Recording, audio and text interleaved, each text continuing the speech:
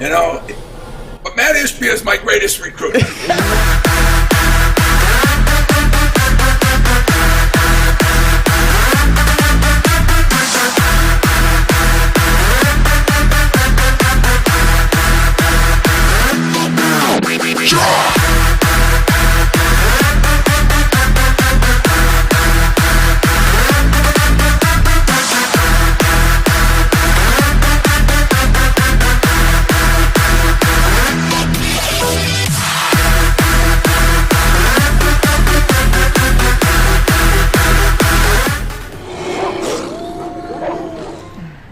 Good evening, ladies and gentlemen. You are watching Spartan Dogs for Life, the SD4L show. I am Brian Musalam, along with my co-host Justin Thin, and we have a very special guest tonight, Matt Ishbia. How you doing? Good to be here. How you guys doing? Good? Yeah, it's good to have you here, Matt. Awesome. Appreciate your time. We are absolutely honored to have one of the all-time great Spartan Dogs here, and especially on set. We really appreciate your time and stuff, and so thank you for joining us. Why did you decide to join us? You guys invited me. I'm excited to be here, especially Justin. I like this guy. You're one of my favorites. How about too. me? You're one of my favorites, but I'm happy to be here with you guys. Talk about Spartans. You guys are doing good things for the Spartan Nation, so proud to be here supporting you guys and supporting the show. Your Venmo will be processed soon. Thank you for that endorsement. So we obviously, Spartan Nation is very familiar with all that Matt has done for the university. So thank you for joining us. Just real briefly, you were a grad assistant for Coach Izzo, decided to get yelled at all day, and then leave and become a billionaire and buy the university. Tell us why. No, honestly, Michigan State's meant so much to me. It's been like they've done so much for me, Coach Izzo specifically, but also the business school and the university in general. I wouldn't be as successful as I am without them. And so when you're successful and anything that happens good in life, whether you can give back $1 or millions of dollars, you do what's right. And I was proud to be able to give back and make an impact and hopefully help the next generation of Spartans. And of course, support our fans, the kids, the coaches, everyone around. So I'm just proud to be part of it. And they made me who I am, and so I can give a little back to them, and because I'm lucky enough to be able to do so now. So, Matt, so far with your donations to Michigan State, you've decided to honor your parents and Coach Izzo with the naming rights of everything you've donated. Want to take us behind the rationale for that? Well, it's not about Matt Ishbia. It's about Michigan State, and Tom Izzo deserves all the recognition. Tom Izzo is the man. Nothing at Michigan State happens. My success isn't there without Tom Izzo. So many people's success isn't there without Tom Izzo. Anyone that graduated from Michigan State, your degree is elevated because of Tom Izzo and Michigan State, what he's done for the university. And so I give him all the credit in the world. And so to put his name on a building, I go, who am I? I mean, he's the guy. There's a small entrance that I put after my parents because I love my parents. My parents mean the world to me, and they deserve that. But Tom Izzo is Michigan State, and so Matt Ishbia is not Michigan State. Any other people put their name on it, like it's Tom Izzo's school, and I'm proud to support him. And obviously he's doing great things. Mel Tucker, a lot of people are doing great things, but Tom Izzo's the guy that you think of when you think of Michigan State. For sure. I think that's obviously very humble of yourself, and everything that you've done for the university, from donating, largest donation in history, at the largest NIL deal in history, paying all the basketball, football players, but really a lot of it stems from what the university has meant to you, what Tom Izzo has meant to you. And tell us a little bit about what Coach Izzo has meant to you in your life. Well, he's meant so much. Like Coach Izzo is, taught me so much about not being a basketball player, but being a man, and growing up there and learning work ethic, learning attitude, learning like how to be part of a team, right? Like I'm a CEO of my company now, but I'm one of 8,000 people. I'm part of the team, right? I have my role to play. And when I learned at Michigan State, I went to high school at Seaholm High School, and I was the star player, scored 23 points a game. I'm the star. Then I go to Michigan State, and I'm the 14th guy out of 14, right? And you have a role to play. The star player has a role. The 14th guy has a role. Izzo taught me that. And now at CEO at UWL, I have a role to play there. I'm not more important than the person that cleans the bathrooms or the person that's underwriting the files. I have my role. I got to be the best CEO in the country. Just like back then, I tell people all the time, my job was to be the best third-string point guard in the country. Behind Mateen, Cleese, behind like that's my job. And so he taught me about play your role and dominate it with a great attitude every day. And he's been a huge part of my success, along with my parents, to help me get to where I'm at in life. And I can't thank him enough. And that's why I'll continue to do stuff for him, Michigan State, because I'm lucky to have him. What has he taught you to apply to your everyday principle in your business and growing your business? Because we saw the numbers come out, right? Your net income was up 55%, as opposed to your competitor down 94%. What is your secret sauce there, and what is Tom Izzo? What has he taught you to buy into that? Yeah, I mean, the secret sauce is take care of your people. Do right by people all the time. You always take care of people. Do the right thing, and good things happen. There's no ROI on doing the right thing. You do the right thing because it's the right thing to do. And Izzo taught me that. My father taught me that. You take care of people. You take care of people to take care of the business. And so that's what's happened at UWM, why we've been so successful. It's not a Matt Ishbia show. It's like I have great people around me. They do amazing things every day, and I'm proud to be part of the team. And Izzo, I mean, I wrote a book about, all the things I learned from him and applied to business, because business and sports are aligned. Sports travels. I learned from Izzo and applied it to business. It's not that good of a book, but I took so many things from it. It's an average book at best. But the best part is it's a bestseller. What are you talking about? But it's legit, because it's not made up. It's legitimately what I learned from Izzo, from the details of being in the weeds of your business to the work ethic and the hours that I put in. It's I joke with Izzo, back then I was working 60, 70 hours a week at UWM. He's like, well, what do you do for the rest of the day? The rest of the week, he taught me 80, 90, 100 hours a week, and that's what I've done for 19 years at UWM. I wouldn't be who I am without him. And like I said, I always got to give credit to my mom and my dad, who both work hard and taught me the lesson of being a great person. But Izzo is a huge impact, and I could tell stories all day about the impact and the little things that he did that you recognize and you apply it to business. Can we say those stories publicly or no? There's a couple I can share publicly. Matt, why don't you tell us a funny Izzo story that you can tell publicly, even if it's your 27th best Izzo story, because the other 26 got filtered out. So I got so many of them. I can tell you multiple, but I'll give you one story about work ethic that remains today and resonates to me today. So I played 4 years with Izzo. Right. And then my 5th year, I was a student assistant coach. So I got to sit on the bench with him, travel with him, sit in the rooms with him. Coach Garland, Mike Garland's a great guy. He just retired. So I spent time. So we went to Minnesota. We're on the road at Minnesota. ESPN game, we lose. Mm-hmm. We lose. I don't remember the score. We lost by a couple points. And, we do the media. And, at Michigan State, luckily, we're very lucky. We get to fly back on a charter plane. So we all fly back after the game. On the plane after the game, I'm, sitting in a row next to Izzo. And Izzo's like, go get Chris Hill. Go get Anderson. I'm bringing them up. I'm waking them up on the plane at 11:30, 12 o'clock at night. Going through the details with them. What are you doing here? What are you doing here? What's going on? We're going through all the nuances and details. I'm taking notes, doing the thing. And then we get back. He talks to the players around 1 in. And he's like, all right. He sends them home. This is a Tuesday night, right? Or Wednesday, whatever, a weekday. Go to class. Be on time at your 8 o'clock class. Sure. Sure, okay. Me and the coaches, we go up. He's like, let's go watch the game again. It's 1:15 in the morning. We order pizzas. We watch the game until 3:15 in the morning. I remember this so distinctly. 3:15 in the morning, the other coaches stand up we're out of here. And coach is like, Ish, let's watch it again. Watch it again. I'm like, what the fuck am I saw it. We lost, coach. The game's over. We lost the game. And says, so we watch the game again. So 4:15, 4:30. I walk out to the parking lot with Coach Izzo. Freezing snow, cold. 4:30 in the morning. I go home. I sleep for 3-4 hours. I come back at 8:15. I walk by Coach Izzo's office. This guy's in the office already. And he looks at me and says, hey, Matt, what are you doing? Ish, what are you doing? I'm like, what am I going to say? I'm going to watch the game again? He's like, hey, we start at 8 around here, Ish. I'm thinking to myself, this guy's work ethic is beyond what he did. It takes a lot to be the best. And his work ethic and determination to be the best, he was not accepting. We lost by 3 points or 4. It wasn't like we got... He wanted to outwork everyone, and he had notes on what we could do better, and he was prepared to be great. And so that work ethic is I learned that day, I don't care what you did yesterday, today's a new day. You're here at 8, we're starting on time, we got to get grinding and we got to get better. And so that's just one of the stories that I can tell that's a PG story for the most part. So, a PG, thank you. But so all that made you become a billionaire? It taught me that if you want to be great, you got to outwork everyone else you're competing with. So if you want to be great in anything, I don't care if you want to be a billionaire, that was never a goal of mine. You want to be successful on this podcast, you want to be successful, anything you do in your life, You want to be successful husband, wife, whatever you want to be. You got to outwork everyone. You got to care.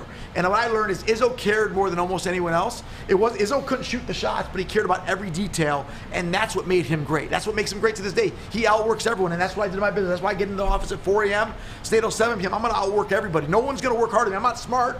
I don't have as much money as other people, but I'm going to outwork everyone, and that's how I got to where I'm at.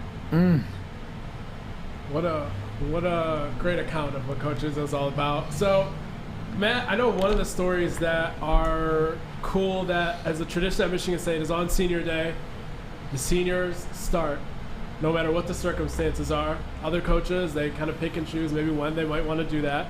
What can you tell us about against Iowa? You as a senior getting a chance to play. What did that mean to you? What an honor, you know. I didn't know I was starting that day. You know, Izzo's fifth, sixth, seventh year maybe. You know, he went to 3 straight Final Fours, and we actually had to win against Iowa to make the NCAA tournament that year. We only wound up winning, you know, and we actually lost the Big Ten tournament the next week, and then lost the first round. But we needed to win that game, and it was very easy for Izzo to just say, yeah, there's only one senior. It was Matt Ishbia. We'll play him if we're up by a lot. Yeah. Iowa was good that year. He put me in as a starter. Not only put me in as a starter, but he called the first play for me. I missed the shot. I made another shot. I made a three-pointer a couple minutes later in the game. He played me for 3 or 4 minutes at the beginning of the game.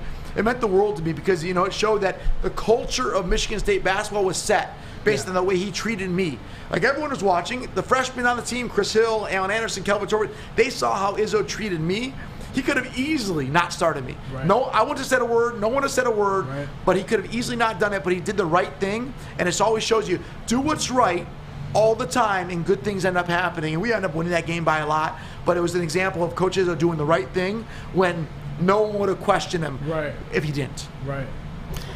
Loyalty, loyalty, loyalty. You know, my dad taught me loyalty. Your dad taught you loyalty. That is a quality that you can't learn. It's inherited from your parents. You talk about Coach Izzo's loyalty and just how the former players embrace him. It's unbelievable. He's the guy, right? So, like, no matter what happens in life. So a lot of people go to Michigan State's go to school at college, and like the coaches tell you a bunch of stuff. They don't actually live the family word. The word I think of is family. Izzo treats you like family. 20 years later, now when I graduated college, I wasn't anybody. Like, Izzo would still pick up my call, still ask me if I needed anything help. Like, do the things for me. When I'm just making $40,000 a year working in the business, trying to work my way up. He was always there for me. He's the kind of guy. He's like treats you like an uncle or a father all the time, and that loyalty is noticed by everyone. And, you know, there's no sports program, college basketball, college football, that has the loyalty where all the players come back, all the players care. So if you're a recruit wants to watch, like, are you part of the program or are you part of the family?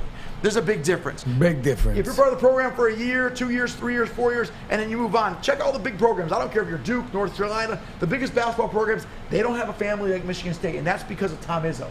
That's because of Tom Izzo and the way he treats people.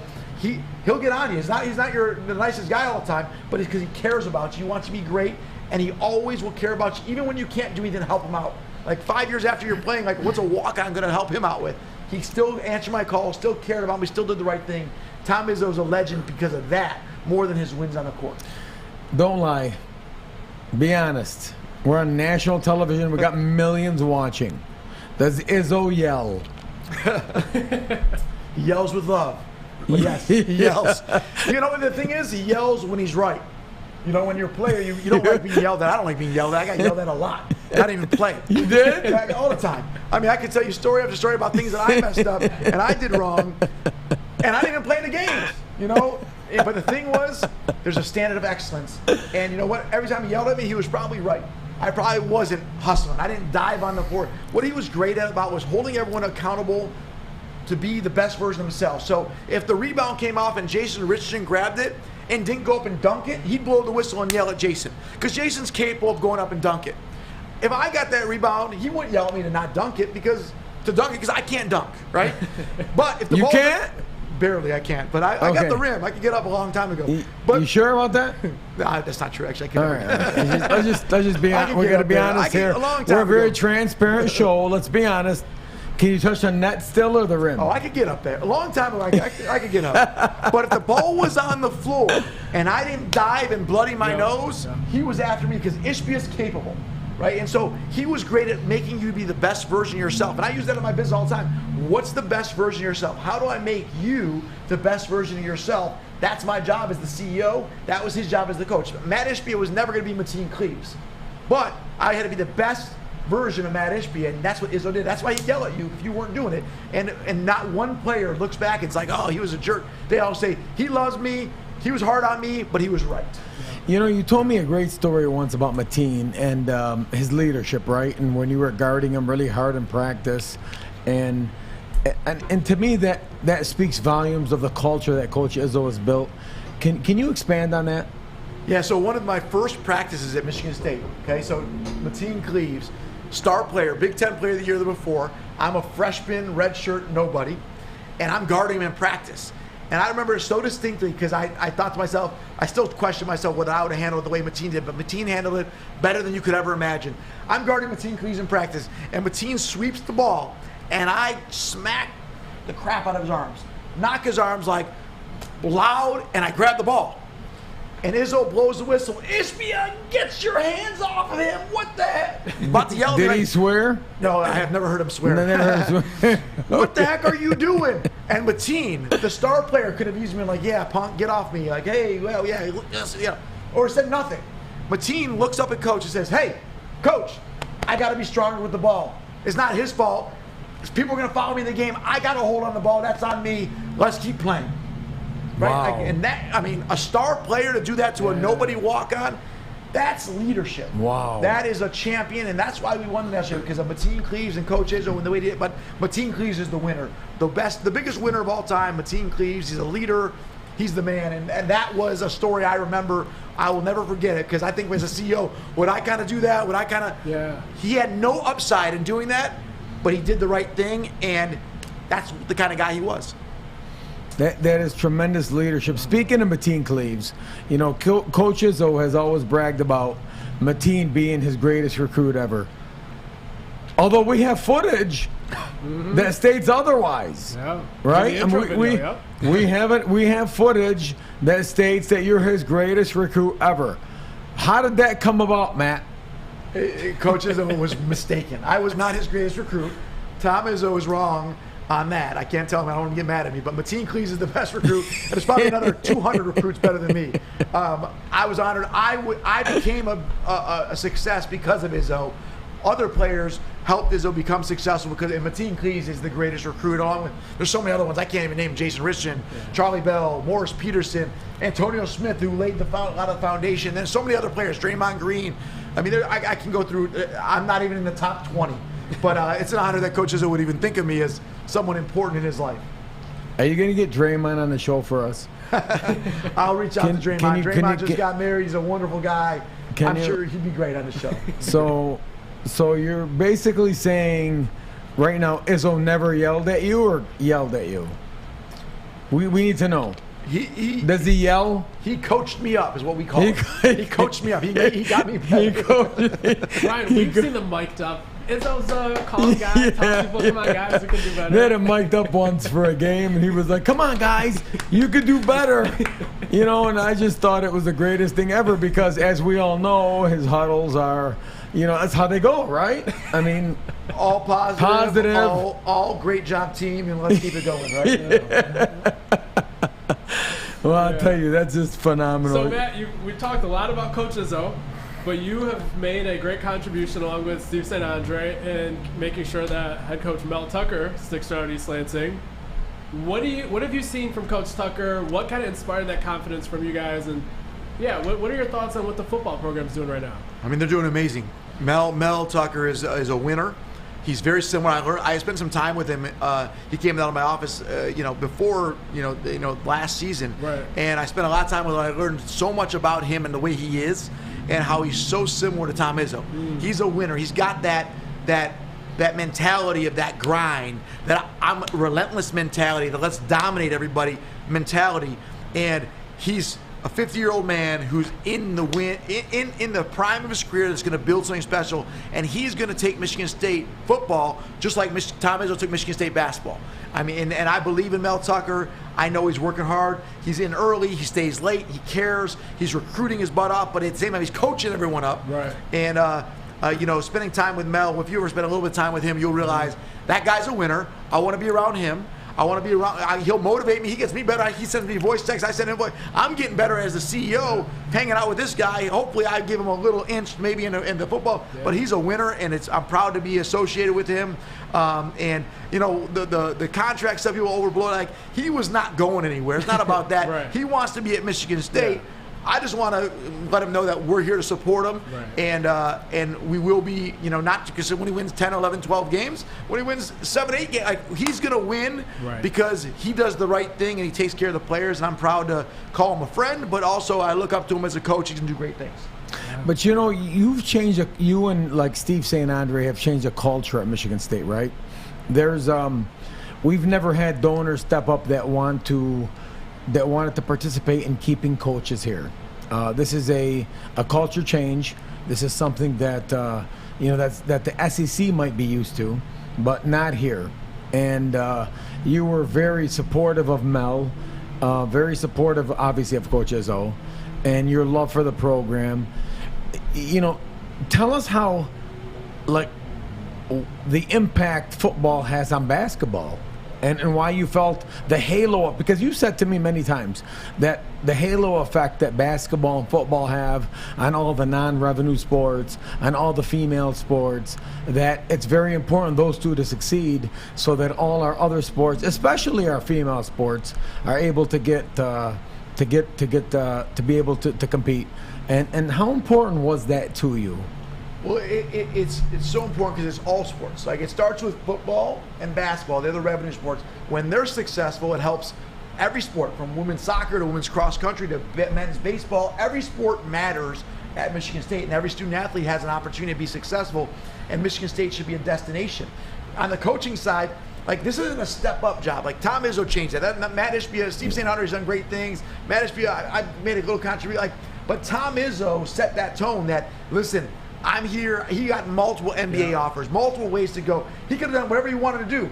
Tom Izzo set the tone that Michigan State is an elite Big Ten school, the elite Big Ten school in basketball, and soon to be the elite Big Ten school in football. Mel Tucker will help carry that torch on in the football world. And so I don't think there's and you can tell me I'm wrong, there's not a university in the country that's got a better football and basketball tandem than Tom Izzo and Mel Tucker. It's not out there in the country, and you're going to see those results, and that will help every single sport, like I said, from tennis to golf to cross country, and it starts with those schools, those sports, and it pays down to everybody else. And so I'm proud to help support those guys, but more importantly, I'm just proud to be a fan. I'm like you guys. I just want to cheer them on and be part of the team and hope the Spartans continue to do good things. But as part of your donation, what was very important to you was the Spartan for Life program, and that after that our student athletes graduate, male, female, that we're able to build an infrastructure, a Rolodex, to get them jobs, to make sure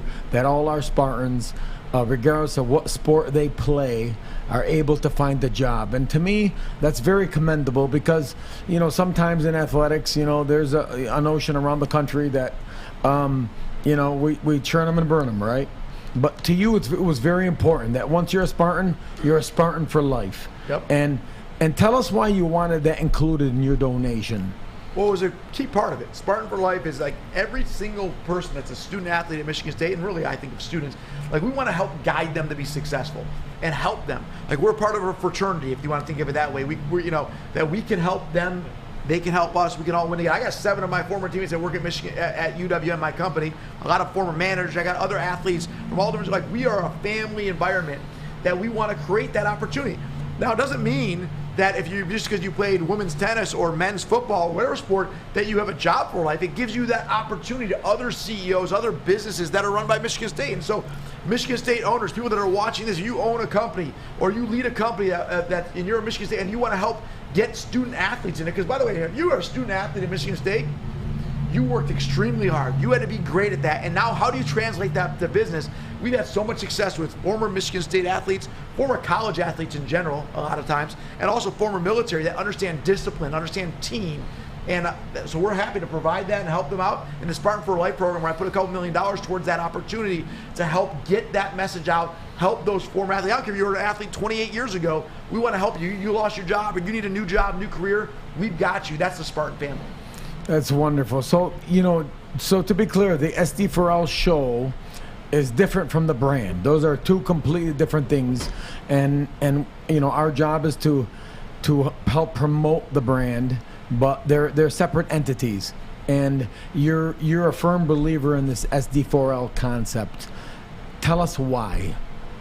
Well, it's a great concept. So what Steve St. Andre has done, along with a lot of other great Michigan State Spartan supporters have done, is basically put in a way for us all to support and grow a brand. And a lot of athletes are going to represent this brand. A lot of athletes will do great things to support the brand. We're all going to support this brand because SD4L, that's what it is, Spartan Dogs for Life. Once you're a Spartan dog, it's for life. And we're in there. And so, I'm just, unfortunately, two of us don't have any gear. I mean, I got a suit on. One day, maybe if I could donate some money, I can get a shirt or T-shirt or something Spartan Dog We'll for Life. get you a super small. Yeah, we'll get it for you. I'd love to maybe earn that one day. But it's got to be tight, though. It's got to be tight. It's got to be. You I gotta don't have your muscles tight. like you. But the reality is, it's a great concept because it's doing the right thing. It's a great brand, first off. And second off, it's going to help contribute to helping players succeed, helping the university succeed, get our messaging out about Spartans. Like, I'm proud to support it. I'll continue to support it. I just got to get a T-shirt one day, and I'm thinking maybe next year I can earn one. Yeah, maybe one day it'll be important enough. We'll get you a shirt. I mean, I think that really, if you think about it, the brand, right, which is separate from the show, the brand, if this thing is scalable, really could become one of the few sustainable NIL models in the country. Not that it's an NIL model; it's a brand. But if you're able to sell merch and to be able to position the merch in a way where that all the money is going to be reinvested back into the brand to hire influencers, it's something that could be very special down the road. So absolutely, and I'm proud to be supportive of it. And like I said, Steve's done a good job. You guys done a good job, and getting that brand out there will help all of Spartan Nation. And at the same time, it's a pretty cool brand. It is I cool. heard the gear is pretty cool. Yeah. Like I said, I got to get a shirt one day, but I'll get one. I'll work on it. Okay, thank you. I'm gonna work on it. I'm gonna get you something. So I guess when you buy the university, we can afford to give you a T-shirt. Got it. So that's gonna be good.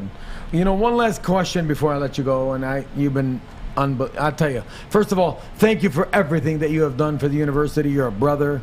I love you. It's from your heart. There's no ego. You don't want your name on anything. You never cared about it. You care about honoring your parents. You care about honoring Tom Izzo. It's never, ever been about you. Ever. And I think that's commendable. That's extremely commendable.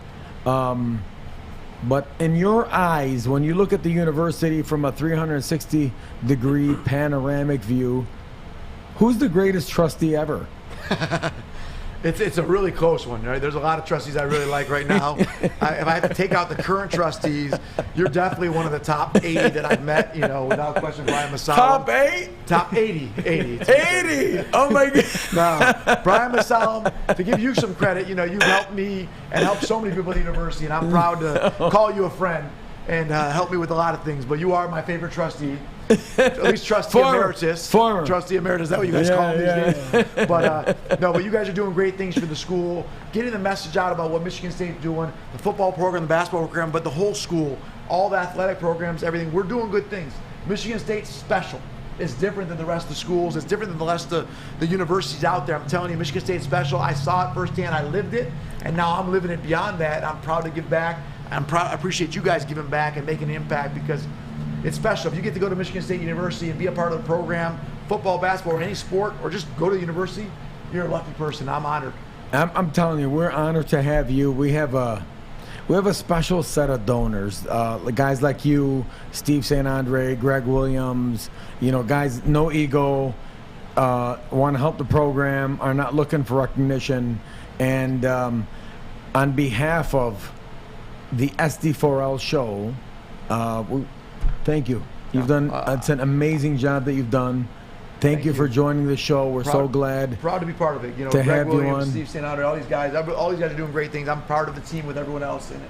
A lot of great donors out there, but also just supporters of Michigan State. So thank you. That is wonderful. When are you going to get us Draymond Green, though? Draymond Green. I'm going to work on it. Draymond. After you get him a shirt. Can you get it? I can't even tell Draymond about the show because I'm wearing a suit on the show. Can you get us Magic too?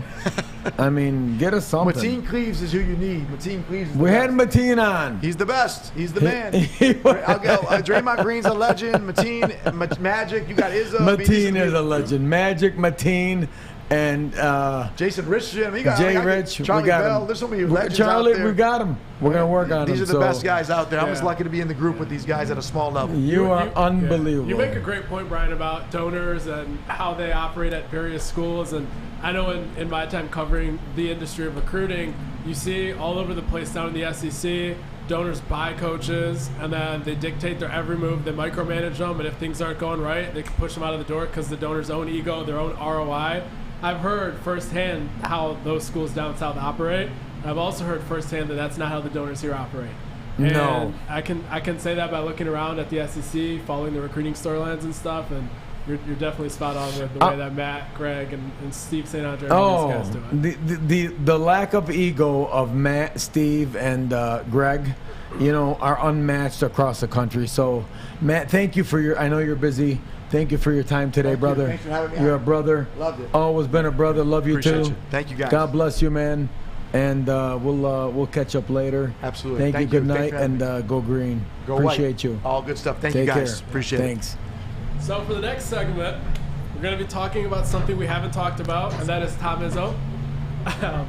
There's a lifetime contract that was signed here recently at Michigan State that keeps Tom Izzo here for life. It is the Spartan for Life contract, as it was deemed. And I think we have a graphic here that was put out by the university. There it is. There's Coach Izzo's statement as well there for his belief in why this contract signifies his entire tenure here, why he wants to obviously retire a Spartan, but also remain a Spartan afterwards. Great contract here, Brian. What did you think about just the storyline? I mean, I think it's well deserved. I think Tom Izzo is an institution by himself. Do you have that video for us, Chris? Play it for us.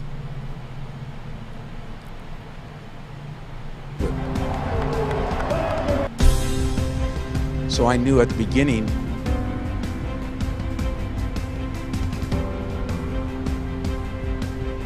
when you make a decision, I think you feel better about it. And I am going to be a lifer. This is what I'm going to be. And damn proud of it.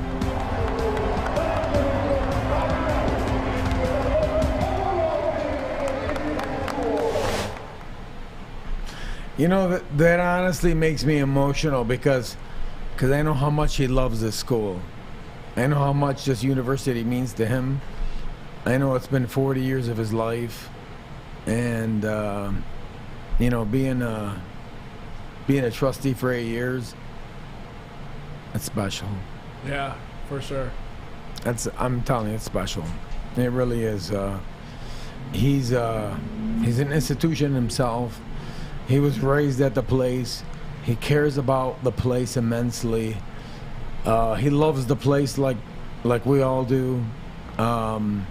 Every facet of it. Every facet. I'm talking from the business school to the effort project to what's going on with women's gymnastics and volleyball, and he is. I can't tell you how many things Tom Izzo has done for the university. Spending nights with Orange Bowl representatives, nights with donors. There's so many things that he has done that are not part of his contract, and because he loves the place so much. He loves the place so much. Justin, do you have details of his contract at all? Yeah, so kind of to my understanding is that what makes this a lifetime contract is obviously it's a rolling 5-year contract, so it's not going to end while he's the head coach here. And he's going to be staying here after his time as a head coach is done, from what I've heard. So this truly isn't just when you're done coaching, you're done with your role at Michigan State. This is truly past his coaching tenure, hence the term lifetime contract. and very unique. You don't see it everywhere, but for obvious reasons. Coach Izzo was one of the very few figures in college basketball and in college sports that is worthy of such an arrangement.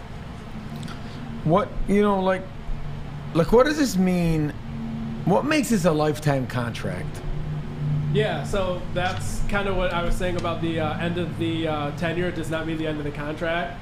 So after he's done with coaching, he'll have a role here, an ambassador sort of arrangement, and he'll get to continue promoting the university, helping behind the scenes like usual, and it does not end when he's done coaching. So definitely a unique contract. So what does this mean for recruiting? Because right now it's very well... Yeah. It's ballyhooed that he's got a top 3 class, but what does this say for recruiting in the future? For sure, yeah. When a coach signs a lifetime contract like this, the first thing it should tell the recruits is he's not planning on retiring anytime soon. So any of the kids in the 2023 class, at least I would imagine that coaches is going to see them all the way through the door, if not also continue for years after that. So this is not the move of somebody that's looking to retire in a year or 2 or 3. That's what it tells recruits.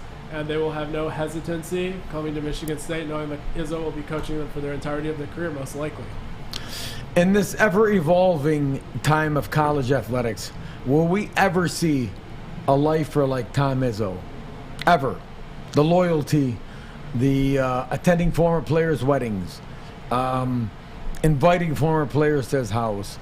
Is this gone? Is this a thing of the past, or is this something that we foresee in the future?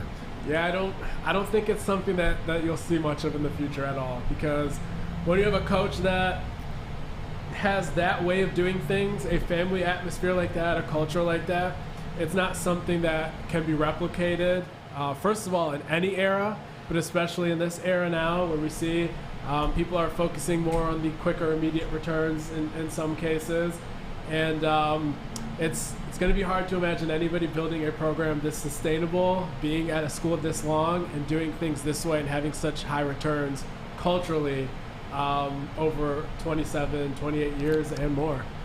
You guys doubted the GOAT. You doubted the GOAT, and he came through with a top 3 class. He reminded you why he's got all those banners hanging in the rafter. And he's done a hell of a job recruiting. So it's not done till it's done. But so far we got one of his best recruiting classes, arguably in his tenure. Yeah. So he's answered his critics.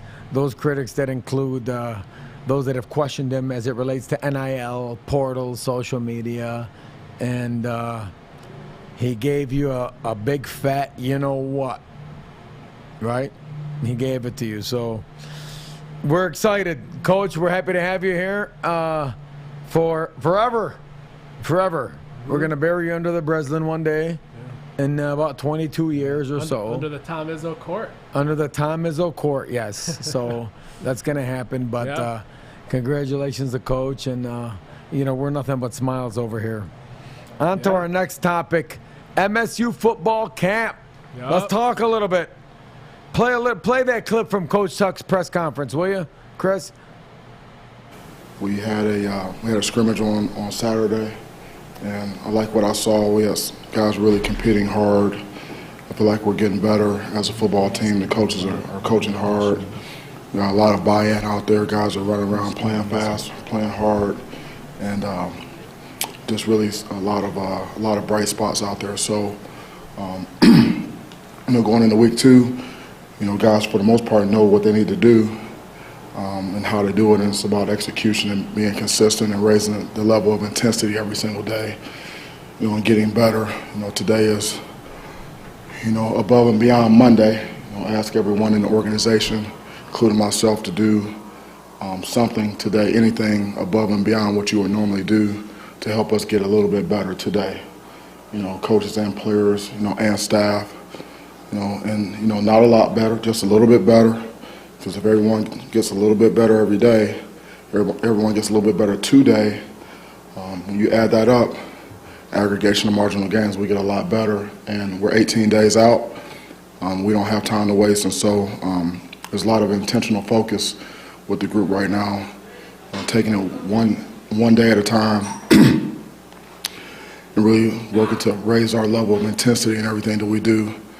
And attention to detail was a big part of that. So we had a good practice this morning. I'm going to get back here and watch the tape and see what the butcher's bill is, and then we'll move on to the next day. Coach Tuck pitching nothing burgers at his press conference, but that's Can't the give way. anything away. Can't give anything away, Brian. I don't blame him. So, Justin, tell me, who's flashed in camp? What are you hearing? Nothing. I haven't heard it. No, I'm just kidding. They keep the access low, but we've heard some guys that have really impressed from the portal, some guys that came in with NFL size, and Amir Speed, Jacoby Windman. These guys are coming in. Jacoby coming all the way over from the West Coast, from the Mountain West Conference. He was All-America first team as a defensive end. Then he moved over to linebacker for UNLV. Was once again All-Mountain West. So he's a guy that can do it all in the front seven. He's just massively oversized. You can look at him and everybody else in the room, and you're like, okay, that kid looks like he can play in the NFL. And he has played like it. He's very versatile on the defensive front. Amir Speed, SEC dude, 6'3", 215-ish, I believe. Just a pure, just a physical specimen if you're looking for an NFL prototypical corner. So those two guys came in with a lot of hype, and they have definitely flashed and backed it up for sure. So I'm hearing a lot of good things about Daniel Barker. Yes. What are you hearing there? For sure. It looks like this is going to be the first year that Jay Johnson in his time at Michigan State will have a real tight end that's going to be reliable on all three downs. He's going to be used in the red zone. He's going to be used on third down, just like Coach Johnson used to do when he was at Colorado. He hasn't had a lot of consistent tight end play in his 2 years at Michigan State so far, Coach Johnson. I think this is the year that changes. And DJ was a guy at Illinois that set records for Illinois program record for touchdowns in a career. So this is a real legit tight end option for Coach Johnson for the first time in his 3 years. So how is the O-line coming along? Have you heard anything on that front? Yeah, so the O-line room as a whole is very, very young. The starting unit, I think I have a lot of faith in terms of them producing and having talent. The question marks come at backup offensive tackle. So if there's a twisted ankle or something with either Jarrett Horst or Spencer Brown, it's going to be very scary here unless some of these guys speed up their development and accelerate their timelines. But in terms of the starters, Horst at left tackle, J.D. Duplain at left guard, Nick Samek at center, either Matt Carrick or Brian Green at right guard, and then Spencer Brown at right tackle. That line is set. That line is solid.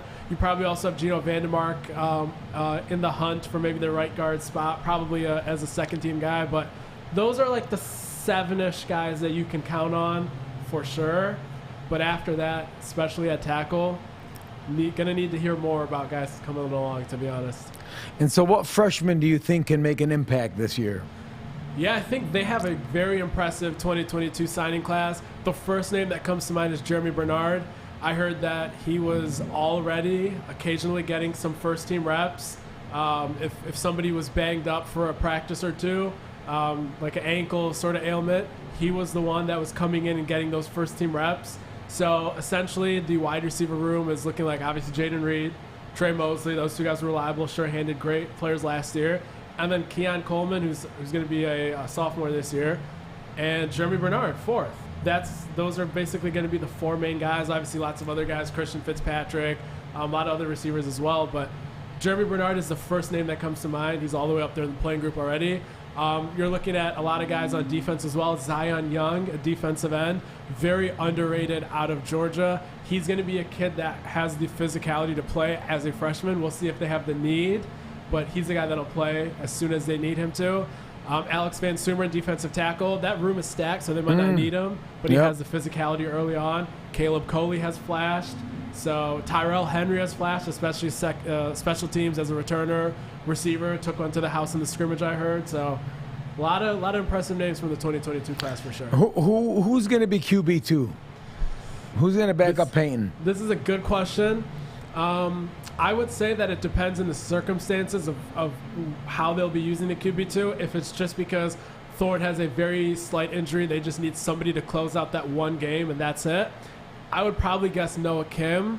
But if unfortunately, if there's a bigger injury than just a quarter or two, and you need someone to play for the rest of the year, I would say in that situation it'd be Caton Hauser. Essentially, Caton has been playing really well in terms of arm talent and actual performance, but Noah Kim still has the intangible side, has the leadership, has the composure in the pocket, has the intricacies of the offense, and as a result, he might have an edge there, but second scrimmage this weekend, or maybe early next week, will really be the distinguishing factor of who pulls ahead there. Interesting. So, who do you think will be the biggest surprise this year? This is a good question. Have you thought about that? I have. Part of me has wanted to say Jarek Broussard because I've Me been saying too. that. I did too, but I don't view him as a surprise Right, because exactly. he's had production before. Exactly, and one of those things where if we and everyone in the media keeps saying he's being slept on, eventually he's not being slept on anymore if we keep talking about him. But I do think he's gonna have a great year. But there's a lot of guys. I think what's going to happen is an entire unit is going to be a surprise instead of more than one player. A lot of people were down on the secondary last year at Michigan State, and technically they've only added one secondary member in Amir Speed, and I think even just that is going to make a huge difference. I expect the secondary room to be completely revamped in terms of production, where they finish in the stats. Because what you have done is you have added a corner that looks to be your best corner. You have returned all of your other corners who actually were getting better throughout the year, but were unfortunately very unhealthy in the Purdue loss and the Ohio State loss.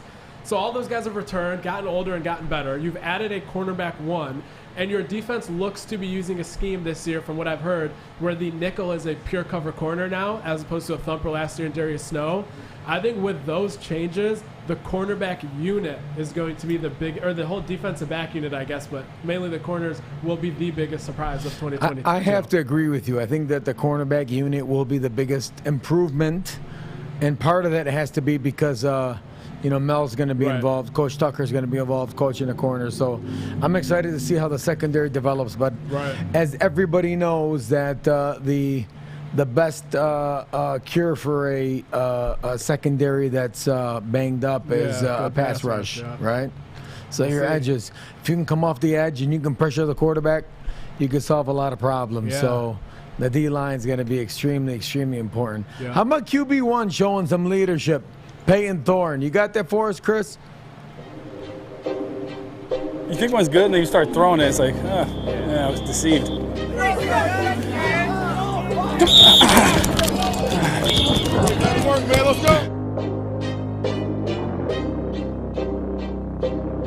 Hey, let's go, man. Big day.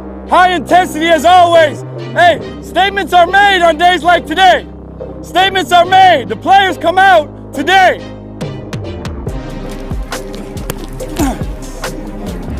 Good catch! Come on! Oh, yeah! I was not tackled. There was no way I was tackled right there.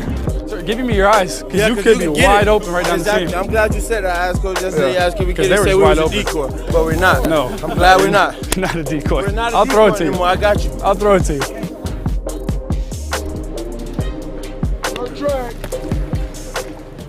QB1 showing some leadership, got rid of the mullet, and this is going to be a breakout year for him. I'm excited. I'm extremely excited for him. So we can't wait. We will see how camp evolves. We got a couple weeks left. What do we got? 18 days, 17 days till the first game. So that is light years, eons away. We got a lot of work to do. But in the meantime, SD4L, the brand, begins signing MSU basketball players that we have announced, which is a major development. You got that up, Chris? There it is. So SD4L, the brand, has signed Malik Hall so far that have been published, Jaden Atkins and Joey Hauser, and there's Jaden right there. Yep. And we got a couple more up there. I don't know if you got those pictures or not, but You know, this is something that's very, very important as the brand begins to hire influencers and to sign influencers. Justin, what does that mean for recruiting? Yeah, from a recruiting standpoint, what the recruits are going to see is a lot of buy-in from donors. They're going to see an ecosystem at Michigan State that is self-sustaining and self-supportive. They're going to see that there are a lot of resources and opportunities for them to succeed in terms of branding themselves and supporting themselves while they're at Michigan State. And it will absolutely be a pretty notable recruiting advantage for Michigan State to have this sort of a system. And it really speaks to the culture in addition, because those are former MSU alums, Matt Ishbia, and some of these guys, former players even. So it speaks to the culture and obviously the resources that it'll bring to them on a daily basis and for their brand as a whole. So the brand, which is separate from the show, has announced signings of Malik Hall, Joey Hauser, Jaden Akins, and we're more announcements to come. And I think this is something that's really could be a sustainable model, right? To be able to, the goal hopefully one day is to be able to sign influencers all across the university. Tell us a little bit about, is there a revenue model across the country that is sustainable? Because NIL right now is the Wild West. Right. And while this is not a collective, this is a brand that's looking for influencers. Yeah. Is this something that you see sustainable 2, 3, 5 years down the road? I think this is definitely more sustainable than some of the stuff we see down in the Southeast, where you have certain billionaires just paying quintuple the market value of some of these players, paying them more than some of their assistant coaches that are actually going to be coaching them, throwing around reckless amounts of money to overcompensate for well, I don't want to take any shots at College Station, so moving along. What are you talking about? College Station's utopia. It's paradise. It's beautiful. It's paradise. But yeah, so at the end of the day, I think, the model here is more sustainable. One, because they're not recklessly lighting money on fire. But two, because like you said, this is a clothing brand first and foremost. And the proceeds, from my understanding, all go back into the fund that finds influencers and supports them. So it is self-sustaining from an angle of the public's enthusiasm will be funding it through those clothing sales and membership sales, while also having a private donor enthusiastic group that is funding it at the same time. That combination and having an actual tangible consumer good to be intertwined with the model, in my experience, I have not heard of anything similar to that. Because if you think about it, the memberships, special drops, gear for sale to the general public, if this thing is scalable, could really become the only sustainable model in the country. Yeah. And I think it'll be fascinating to watch, though, as we reported before, that we have over 25, not we, but the brand has over 25 players signed to represent the brand as influencers. So we will see how this shakes out in the future to come. So, ladies and gentlemen, thank you for joining us tonight. I am your co-host, Brian Musalam, along with my co-host, Justin Thin. Thank you very much for joining the SD4L show. Spartan Dogs for life. Good night, go green, and God bless.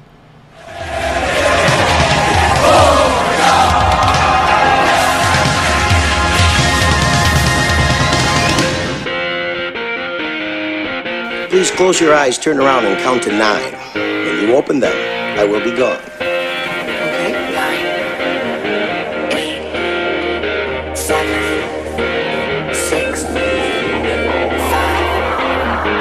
4, 3, 2, 1. The Spartans said they were tougher.